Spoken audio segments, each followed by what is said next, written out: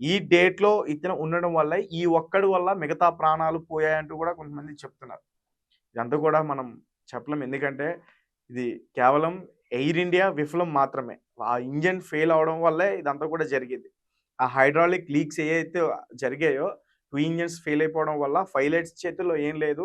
వాళ్ళు ఈ ప్రమాదం నుంచి తప్పించుకునే అవకాశం ఉన్న చివరి క్షణం వరకు కూడా, చివరి సెకండ్ వరకు కూడా ప్రయాణికుల ప్రాణాలు కాపాడడానికి ప్రయత్నించి ఇందులో వారు కూడా చనిపోయారు. వాళ్ళు తప్పించుకోవాలంటే ఒక్క నిమిషం పని. ఆ విండోస్ నుంచి పారాచూట్స్ వేసుకొని వాళ్ళు దూకేయొచ్చు. కానీ ఆ ప్రయత్నం వాళ్ళు చేయలే. ప్రయాణికుల్ని ఎలా అయినా సరే రక్షించాలనుకుంటున్నారు. సో, అంటే గుజరాత్‌కి సంబంధించిన సీఎం అతని జాతకం బాలేదు. సో, ఇతని జాతకం వల్లే ఈ 241 మంది చనిపోయారంటూ కూడా చాలామంది చెప్పే ప్రయత్నం చేస్తున్నారు. ఇది తప్పు. అలాగే ఆహ్, ప్రతీక్ జోషి ఫ్యామిలీ. నిన్న ఆల్రెడీ దీని గురించి మనం చెప్పుకోవడం జరిగింది. ఎందుకంటే ప్రతీక్ జోషి లండన్‌లో 6 ఇయర్స్ నుంచి సాఫ్ట్‌వేర్ జాబ్ చేస్తున్నాడు. అతని వైఫ్ గుజరాత్‌లో ఒక డాక్టర్‌గా ఉన్నారు. సారీ, రాజస్థాన్‌లో ఒక డాక్టర్‌గా ఉన్నారు. సో, వాళ్ళ పిల్లల ఎడ్యుకేషన్ కోసం, ఉన్నత స్థాయిల కోసం సో, భారతదేశాన్ని వదిలి ఇక్కడ అన్నీ కూడా పూర్తిగా ముగించుకొని లండన్‌లో సెటిల్ అవుదాం అని చెప్పేసి వాళ్ళు ప్రయత్నించారు. అండ్ అదే భారత భూమి మీద చనిపోయారంటూ కూడా కొంతమంది పోస్టులు పెడతా ఉన్నారు. అండ్ వీళ్ళకి సంబంధించిన మిరాయ్, నకుల్, ప్రద్యుత్ వీళ్ళ పిల్లలు కూడా ఇందులో మరణించారు. అండ్ ప్రెజెంట్ వాళ్ళ సెల్ఫీ వీడియో బయట విపరీతంగా వైరల్ అవుతుంది. అలాగే అర్జున్ పటాలియా. సో, ఈ వ్యక్తి లండన్ నుంచి వీళ్ళ వైఫ్ చనిపోయిన హస్తికలు కలపడానికి వచ్చాడు. వాళ్ళ సొంత ఊరులో ఇతను హస్తికలు కలపడానికి వచ్చాడు. ఆమె కోరిక నెరవేర్చాడు. ఆమె అడిగింది బతుకున్నప్పుడు, ఒకవేళ ఇలా జరిగితే నా హస్తికలు మా ఊరు పలానా చెరువులో కలపాలి అని చెప్పేసి. సో, ఇతను కలిపి తిరిగి ప్రయాణం అవుతున్నప్పుడు ఈ ప్రమాదంలో అతను కూడా చనిపోయి అతని వైఫ్ దగ్గరికి వెళ్ళిపోవడం జరిగింది. అలాగే పాయల్ కార్తిక్. ఆల్రెడీ నేను చెప్పా. పాయల్ కార్తిక్ చాలా చాలా పూర్ ఫ్యామిలీ నుంచి లండన్‌కి ఇంకా పై స్థాయి చదువులు చదువుకోవడానికి బయలుదేరింది. వీళ్ళ నాన్నగారు చాలా డబ్బులు అప్పు చేశారు. ఎందుకంటే ఈమె చిన్నప్పటి నుంచి కూడా కష్టపడి చదువుకుంది. సో, కొన్ని ట్యూషన్స్ చెప్పింది, ప్రైవేట్ పార్ట్ టైమ్ జాబ్స్ చేసింది. ఒక డబ్బును కూడా సరిపడే డబ్బును కూడబెట్టుకున్న తర్వాత అలాగే వీళ్ళ నాన్నగారు సాయంతో కొంచెం డబ్బులు వేరే వాళ్ళ దగ్గర అప్పు తీసుకొని ఈమెని లండన్ ఉన్నత చదువుల కోసం పంపిస్తున్నారు. అండ్ ఈ ప్రమాదంలో ఆమె కూడా జరిగింది. ఇలా చాలామంది స్టోరీస్ ఉన్నాయి. అండ్ ఇప్పటివరకు నాకు తెలిసి నేను ఏదైతే చెప్తున్నానో వీళ్ళందరూ బాడీస్ కూడా లభించాయి. సో, అంటే వీళ్ళ ఫ్యామిలీస్‌కి సంబంధించిన DNA శాంపుల్స్ తీసుకొని టెస్టులు చేసి వీళ్ళని త్వరగా వాళ్ళ ఫ్యామిలీ మెంబర్స్‌కి అప్పగించే అవకాశం అయితే ఉంటుంది. దాదాపు నాకు తెలిసి నెల నుంచి 15 రోజుల వరకు కూడా ఈ బాడీస్ అప్పగించడానికి సమయం పడుతుంది.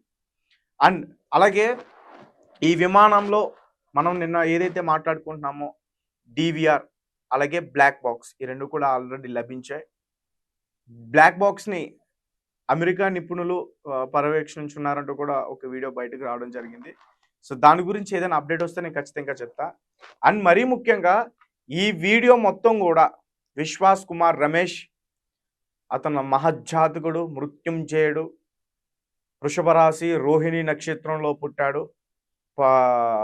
అతనికి ఈ ఏదైతే 12వ తారీఖు ఉందో అది కలిసి వచ్చింది. 12/6/2025 ఈ తారీఖు అతనికి కలిసి వచ్చింది. అందుకే అతను ప్రాణాలతో బయటపడ్డాడు అంటూ కూడా చాలామంది పోస్టులు పెడుతున్నారు. అదే 12/6/2025 గుజరాత్ విజయ్ రూపాని ఎక్స్‌ఎం ఎవరైతే ఉన్నారో అతనికి కలిసి రాలేదంటూ కూడా పోస్టులు పెడుతున్నారు. కానీ ఒక విజయ్ కుమార్ రమేష్‌ని మాత్రం భగవద్గీత బతికించింది.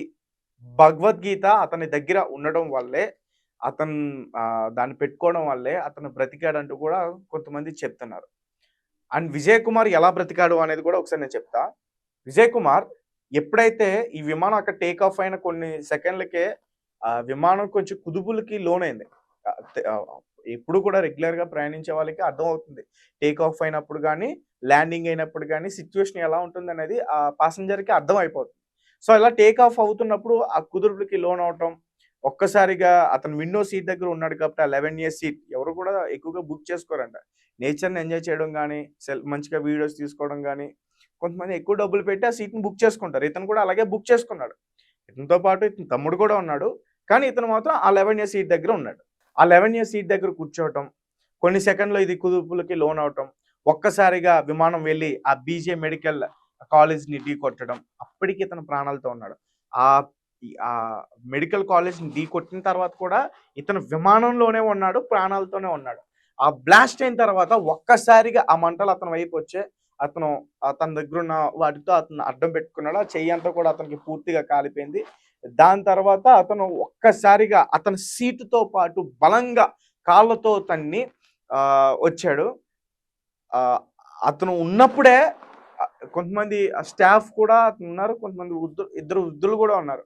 సో వాళ్ళు బయటపడడానికి అవకాశం లేదు. ఇతను బయటపడడానికి అవకాశం ఉంది. ఇతను ఎందుకు బ్రతికాడంటే ఆ ఏరోప్లేన్ వచ్చి ఆ బిల్డింగ్ పైన పడింది. కరెక్ట్‌గా మధ్యలో పడింది. అటుపక్క పూర్తిగా గోడ ఉంది. ఆ విండో నుంచి వాళ్ళు కూడా సేఫ్‌గా బయటకొచ్చే ఉంది. ఒకవేళ అది బ్లాస్ట్ అయినా సగం కాలిపోయినా వాళ్ళు కూడా ప్రాణాలతో బయటపడే అవకాశం ఉంది. కానీ ఆ పక్క గోడ ఉండడం వల్ల వాళ్ళు అటు రాలేకపోయారు. ఇటు కూడా రాలేకపోయారు. ఆ మధ్యలోనే ఉండిపోయి ప్రాణాలతో కొట్టిమిట్టాడుతూ కొన్ని నిమిషాల్లో వరకు కూడా అది బలంగా బ్లాస్ట్ అది చాలా సేపు కూడా అది ఫైర్ అయింది. సో ఆ మంటల్లో కాలిపోయారు. ఇతనికి కొంచెం గ్యాప్ దొరకడం వల్ల ఇతను ఏదైతే సీట్ దగ్గర కూర్చున్నాడో కొంచెం గ్యాప్ దొరకడం వల్ల అతను సైడ్ కూడా గోడ ఉంది. ఆ గ్యాప్ దొరకడం వల్ల దాన్ని తన్నుకుని బలంగా తన్నుకుని అందులో నుంచి పడి స్పృహ కోల్పోయి దాని తర్వాత కొంచెం మెల్లగా పాకుతూ దాని తర్వాత కొంచెం ఓపిక తెచ్చుకుని నిలబడి లేచి అక్కడ ఆ ప్రమాదం నుంచి దూరంగా వచ్చాడు. దూరంగా వచ్చాక తన అక్కడ అలా కుప్పకూలిపోయాడు. స్పృహ కోల్పోతున్నాడు చిన్నగా. అతనికి ఏమనిపించిందంటే నేను ఇంకా నా ప్రాణాలని విడుస్తున్నాను నాకు అనిపించింది. నా కళ్ళెదుట వాళ్ళు కాలిపోతున్న దృశ్యాలన్నీ కూడా నాకు కనిపించాయి. సో తర్వాత నేను స్పృహ కోల్పోయాను. అంతా జరిగిపోయింది. మళ్ళీ నాకు స్పృహ వచ్చింది. నేను లేచి చూసేసరికి ప్రతి ఒక్కరు కూడా చనిపోయి ఉన్నారు. ఆ బిల్డింగ్ దిగి నేను కిందకు వచ్చేసానంటూ కూడా చెప్తున్న స్టోరీ ఇది. సో అంటే ఇందులో అతనిది చెప్పేది కొంతవరకు కూడా నమ్మడానికి ఛాన్స్ ఉంది. ఎందుకంటే అతని సీట్ 11A కాబట్టి. అండ్ ఇతనికి సంబంధించి చాలామంది కొన్ని డౌట్స్ కూడా రేస్ చేస్తున్నారు. త్వరలోనే మన ఇన్వెస్టిగేషన్ ఆఫీసర్స్, మన ఇంటెలిజెన్స్ వ్యవస్థ వీటన్నిటి గురించి కూడా చెప్పే ప్రయత్నం చేస్తారు. సో టోటల్గా భగవద్గీత ఏం కాలేదు. భగవద్గీత వల్ల ఈరోజు ఒక వ్యక్తి ప్రాణాలతో బయటపడ్డాడని చెప్పేసి చాలామంది చెప్తున్నారు. సో మీ అభిప్రాయం ఏంటి?